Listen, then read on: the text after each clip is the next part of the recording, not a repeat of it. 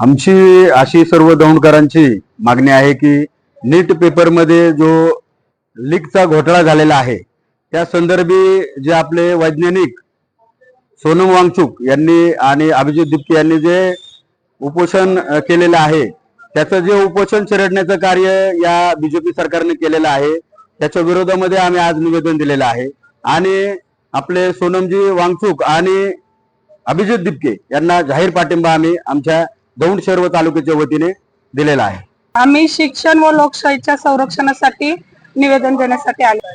सोनम वांगचुक, अभिजित दिपके आणि तिथे जे विद्यार्थी बसलेले आहेत सर्व विद्यार्थ्यांचे आपल्या देशामध्ये बघतोय शिक्षण एक देशाचा मूलभूत पाया आहे।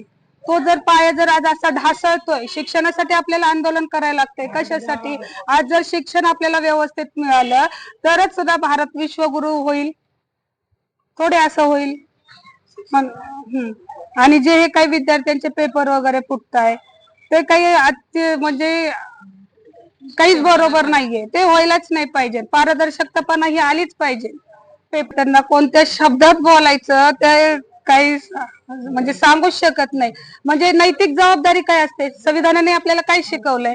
आपल्याला अधिकार पण दिलेत आणि आपल्याला मूलभूत कर्तव्य पण दिलेत। आपण अधिकार मागतोय पण कर्तव्याची जाणीव कोणाला राहिली का? जर आपल्याकडनं ते सांभाळणं होत नाहीये, आपल्याला झेपत नाहीये तर द्यावं ना पद सोडून।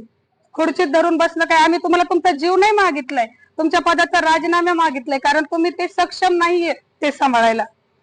अतिशय दुर्दैव, ते मुलं एवढे म्हणजे आपला भारत घडवण्यासाठी, डॉक्टर होण्यासाठी ते परीक्षा देत होते आणि त्यांच्यावर हे अशी वेळ येणे। आणि हेच नीटचेच पेपर नाही, सगळेच पेपर लीक होत आहे। कशामुळं? काय कारण ते विचारायचं एक त्यांना। सगळेच पेपर लीक होत आहे।